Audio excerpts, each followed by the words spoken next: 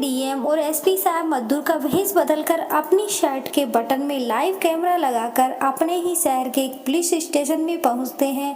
अपनी गाड़ी चोरी हो जाने की रिपोर्ट लिखवाने के लिए जाकर देखते हैं कि पुलिस स्टेशन के जो दरोगा साहब होते हैं कुर्सी पर बैठे हुए चना चबा रहे थे। अपने पैरों को उन्होंने टेबल पर रखा था और शर्ट के बटन खुले हुए थे जैसे कोई गली का गुंडा हो।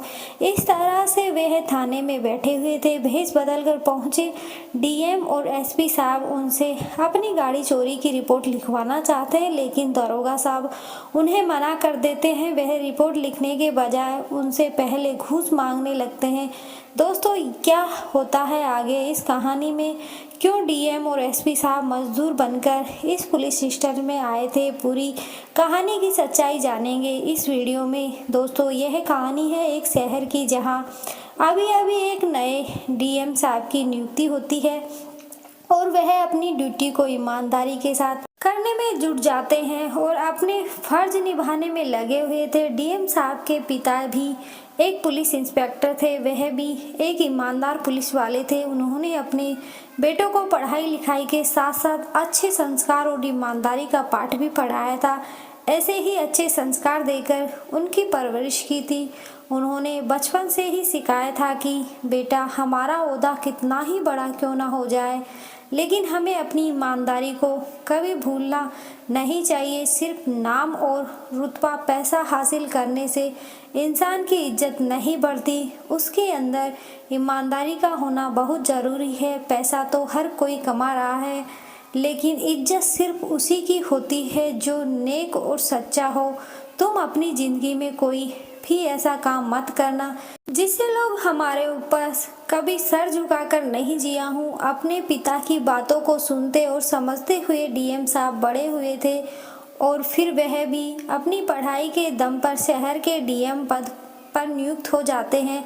ड्यूटी को ज्वाइन किए उन्होंने अभी सिर्फ 2 दिन ही हुए थे कि उनके पास एक पुलिस स्टेशन के खिलाफ काफ़ी शिकायतें आने लगती हैं। शिकायत में लिखा हुआ था कि पुलिस स्टेशन का सभी स्टाफ जो थाने में नियुक्त है हमारी किसी भी रिपोर्ट को नहीं लिखते और ना कोई कानूनी कार्रवाई करते हैं। अगर रिपोर्ट लिखते भी हैं तो पहले रिश्वत के तौर पर पैसा भरना पड़ता है, तब रिपोर्ट लिखी जाती है। इसके बाद भी कोई संभावना नहीं होती कि हमें कानूनी रूप से मदद मिल पाएगी या नहीं। अब इन शिकायतों को देखने और पढ़ने के बाद डीएम साहब सोचने लगते हैं कि शायद हो सकता है पुलिस स्टेशन और वहां के दरोगा की बदनामी करने के लिए ऐसी फर्जी शिकायतें भेजी जा रही हों, क्योंकि ऐसा अक्सर होता ही रहता है। ऐसे ही 3-4 दिन गुजर जाते हैं, लेकिन फिर से यह शिकायतें मिलने लगती हैं।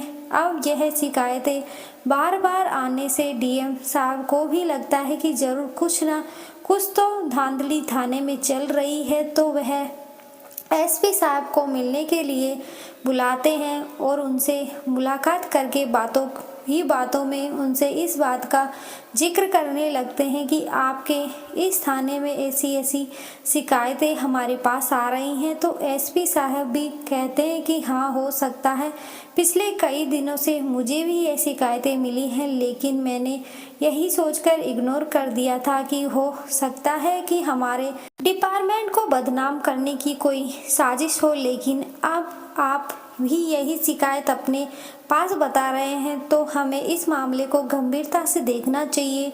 इसके बाद डीएम और एसपी साहब इस मामले की जांच करने का फैसला कर लेते हैं, लेकिन जांच पड़ताल करने से पहले वह सोचते हैं कि अगर हम ऐसे ही थाने में जाकर सीधा एक्शन लेंगे तो शायद उन्हें इस बात की खबर मिल जाए और वह हमारे सामने ऐसा कोई काम ही ना करें।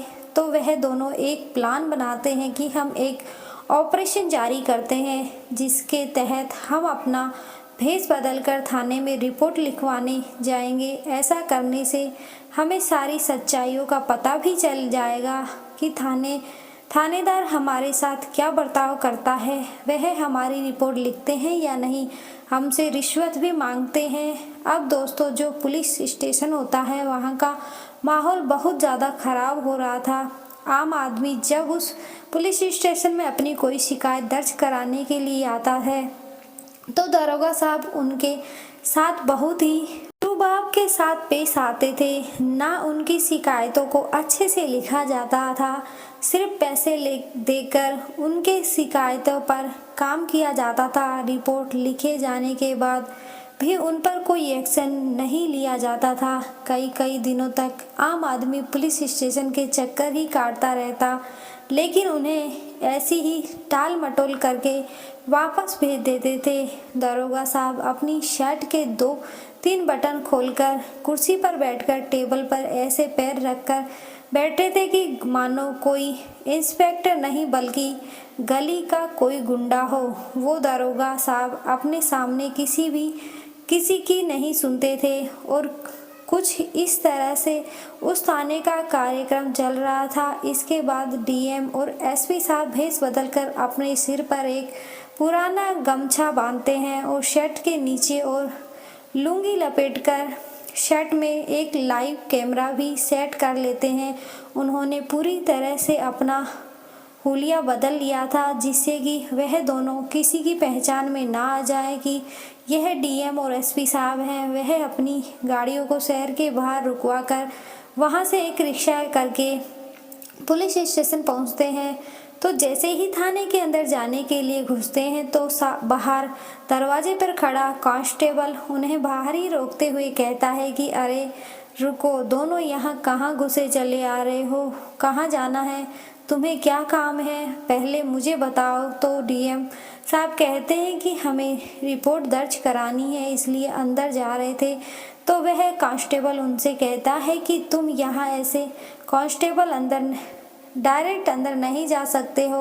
क्या तुम लोग यहाँ पहली बार आए हो? तुम्हें मालूम नहीं कि थाने के अंदर कैसे जाया जाता है? डीएम साहब उनकी यह बात सुनकर सोच में पड़ जाते हैं कि ये कांस्टेबल भी यहाँ बाहर ही लोगों को रोक रहा है, तो अंदर क्या हाल कर रहा होगा। तो फिर एसपी साहब डीएम साहब को एक साइड ले जाते हुए हैं और कहते हैं कि सर अभी एक्शन लेने का टाइम नहीं है, यह भी पैसे ही मांग रहा है, आपको इसे पैसे दे देने चाहिए और चलकर देखते हैं अंदर यह लोग हमारे साथ क्या क्या खेल करते हैं।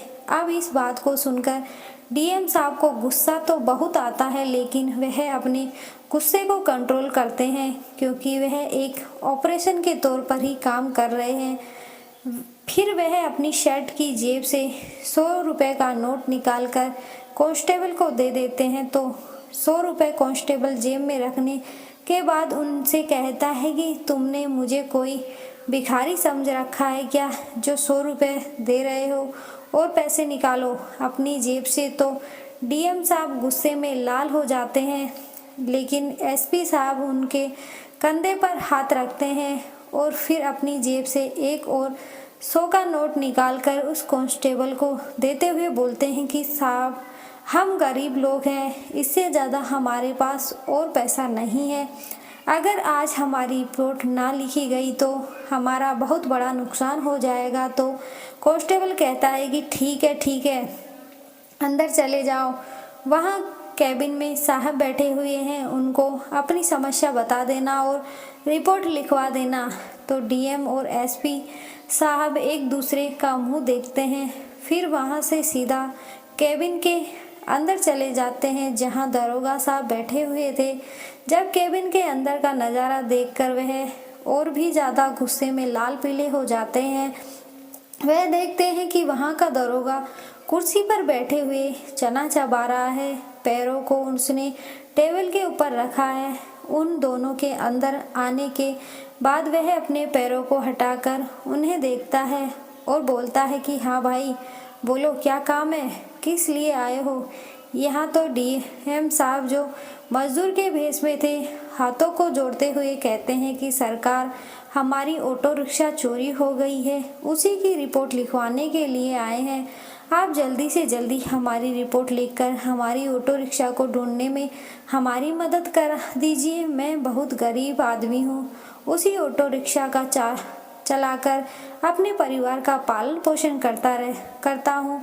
अगर वह रिक्शा जल्दी ना मिल पाई तो मैं अपने परिवार का पेट नहीं भर पाऊंगा, हम बड़ी चुनौतियों से गुजर रहे हैं। तो दरोगा साहब गुस्से से चिल्लाते हुए बोलते हैं कि तुम लोग सुबह से कहाँ मर गए थे जो शाम के वक्त हमें परेशान करने के लिए आए हो। तो वो कहते हैं कि सरकार, सुबह से हम खुद ही अपनी रिक्शा को ढूंढने में लगे हुए थे ताकि हमारी रिक्शा मिल जाए तो हमें पुलिस स्टेशन के चक्कर ना काटने पड़े, लेकिन रिक्शा पूरी शहर में कहीं नहीं मिल पा रही है। अब हम आपसे दरख्वास्त करते हैं कि अब आप हमारे रिपोर्ट लिख लीजिए और हमारे रिक्शा को ढूंढने में हमारी सहायता कर दीजिए। तो दरोगा साहब कहते हैं कि देखिए, ऐसे तो अब तुम्हारी रिपोर्ट नहीं लिखी जा सकती, शाम हो चुकी है, हमारे लिए शाम का कोई इंतज़ाम तो करो, इसके बाद ही हम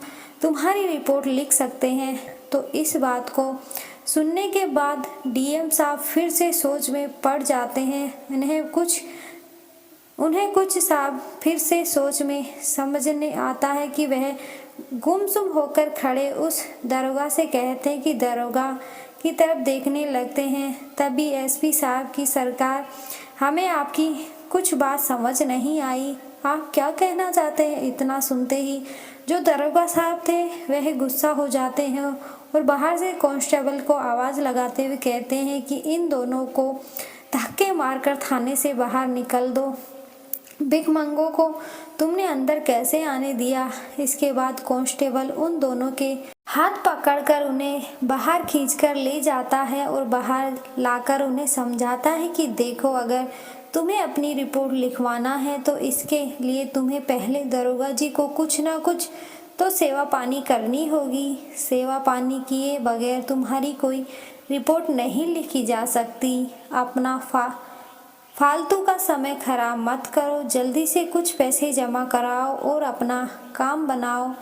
अब इतना सुनने के बाद डीएम और एसपी साहब फिर से कैबिन के अंदर जाते हैं और दोनों ही अपनी अपनी शर्ट की जेब से कुछ पैसे निकालते हैं और दरोगा की टेबल पर रख देते हैं। तकरीबन 1000 रुपये वह टेबल पर रखने के बाद हाथ जोड़कर खड़े हो जाते हैं। कहते हैं कि हमारे पास सिर्फ इतने ही पैसे बचे हैं, इससे ज़्यादा अब हमारे पास कुछ नहीं है। अब जैसे ही दरोगा साहब पैसों को टेबल पर रखा देखते हैं तो गुस्से में गरमा कर बोलते हैं कि सिर्फ इतने पैसों से तुम्हारी रिपोर्ट कैसे लिखी जा सकती है। तुम्हारे ऑटो रिक्शा को शहर में ढूंढने के लिए बहुत खर्चा आएगा, गाड़ी को इधर से उधर घुमाना पड़ेगा, पेट्रोल लगेगा और हमें भी बहुत परेशानियां झेलनी पड़ेंगी। तुम्हें अभी और पैसों का इंतज़ाम करना पड़ेगा, इसके बाद ही तुम्हारी रिपोर्ट लिखी जाएगी। तो यह सब बातें सुनने के बाद एसपी साहब बोल पड़ते हैं कि सर, आपको सरकारी तनख्वाह तो मिल रही है ना, हम लोग की परेशानी सुलझाने के लिए हमारी रिपोर्ट लिखकर हमारी सहायता करने के लिए आप लोग हमसे हर काम के लिए पैसा क्यों मांग रहे हो। अब इस बात को सुनने के बाद ही दरोगा साहब अपनी कुर्सी से उठकर खड़े हो जाते हैं। उनका गुस्सा 7वें आसमान पर पहुंच जा चुका था। वह चिल्लाते हुए कहते हैं कि अब तू मुझे कानून का पाठ पढ़ाएगा क्या? अभी रुक, मैं अभी तेरे को बताता हूँ कि और दिखाता हूँ कि कानून अपना काम कैसे करता है। तभी बाहर से तेज सायरन की आवाज़ पूरी पुलिस स्टेशन में गूंजने लगती है और तो सरकारी गाड़ियाँ पुलिस स्टेशन के बाहर आकर रुकती हैं। अब जैसे ही दरोगा अपना डंडा लेकर एसपी साहब के पास पहुंचता है तो तुरंत जो गाड़ियाँ आई थी उसमें से डीएम साहब की टीम निकलकर थाने के चारों तरफ से घेर लेती है। कुछ लोग थाने के अंदर आ जाते हैं तो वह लोग अंदर आकर दरोगा को बताते हैं कि खबरदार, एक कदम और आगे बढ़ाने की से पहले यह जान लो, जो तुम्हारे सामने शख्स खड़ा है वह यहाँ के एसपी साहब है और जो दूसरे वाले हैं वो डीएम साहब हैं।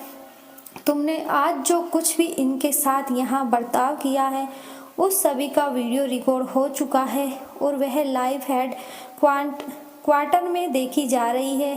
अब यह बात सुनते ही दरोगा साहब के पसीने छूट जाते हैं। वे पैरों के बल जमीन पर बैठ जाते हैं और अपने हाथ जोड़कर उनके सामने गिड़गिड़ाना शुरू कर देते हैं। इसके बाद एसपी साहब दरोगा को धमकाते हैं और कहते हैं कि यही है तुम्हारा काम, क्या यही है तुम्हारा फर्ज, क्या इसी काम को करने के लिए तुम्हें यहाँ रखा गया है? तुम्हारी बहुत शिकायतें पहले भी आ रही थी, लेकिन मैंने सोचा था कि हमारे डिपार्टमेंट को बदनाम करने के लिए यह कोई साजिश है, लेकिन यहाँ आकर मुझे पूरा मामला समझ आ चुका है। मैं अपनी आंखों से तुम्हारी काली करतूतों को देख चुका हूँ। अब तुम लोगों के खिलाफ सख्त से सख्त कार्रवाई की जाएगी और सबूत हम इकट्ठा कर चुके हैं। इसके बाद डीएम और एसपी साहब उनके खिलाफ कोर्ट में केस दर्ज करते हैं। सबूत पक्के मिले थे तो पूरे थाने के स्टाफ को सस्पेंड कर दिया जाता है और उनकी जगह दूसरे स्टाफ को तैनात करने के लिए निर्देश दिए जाते हैं। और जज साहब बोलते हैं कि यह फोटो और वीडियो जिले के सभी थानेदार को दिखाओ और इससे वह सीख लेंगे कि अगर कोई भी व्यक्ति ऐसी हरकत करते हुए पकड़ा गया तो उसे फौरन सस्पेंड कर दिया जाएगा। हमें जरा भी लापरवाही नहीं चाहिए। पहले ही पुलिस वालों को बहुत बदनाम किया जाता है। इसके बाद यह खबर सुनते ही पूरे जिले में इसकी हलचल मच जाती है। डीएम साहब भी थानेदार को सख्त निर्देश देते हुए कहते हैं कि अगर ऐसा मामला किसी दूसरे थाने में देखने को मिला तो उनको इससे भी बुरा अंजाम भुगतना पड़ेगा। जो जैसा करेगा उसे एक दिन वैसा ही मिलेगा। वह कहते हैं कि अपनी पर्सनैलिटी को बढ़ावा दे और हमारा जो कर्तव्य है उसका पालन करें। ऐसी हरकतों से हमारा डिपार्टमेंट बहुत बदनामी झेल रहा है। हम इनमें सुधार करने की आवश्यकता है। इसके बाद वह जब यह बात डीएम साहब के पिता को पता चलती है तो उनका सिर गर्व से ऊंचा हो जाता है कि उनका बेटा भी अपना फर्ज बखूबी ईमानदारी से निभा रहा है और यह काम करके उसने समाज में एक अच्छा संदेश दिया है। इस संदेश से सभी ईमानदारी और अधिकारियों को सीख लेना चाहिए। डीएम साहब के पिता अपने बेटे की ईमानदारी पर बहुत गर्व महसूस करते थे और जब वह भी एसडीएम साहब को देखते हैं तो उनका सीना गर्व से चौड़ा हो जाता था कि उन्होंने एक ईमानदार बेटे की तरह उनकी परवरिश की है। तो दोस्तों, यह थी आज की कहानी जिसमें डीएम साहब के पिता ने उन्हें हमेशा ईमानदारी पर कायम रहने की सीख दी और उन्होंने भी आगे चलकर ईमानदारी की मिसाल को कायम कर लोगों की सेवा में लगे रहे और एसपी साहब के साथ मिलकर ऑपरेशन जारी रखा। शहर में रिश्वतखोरी को आज़ादी दिलाई। धन्यवाद।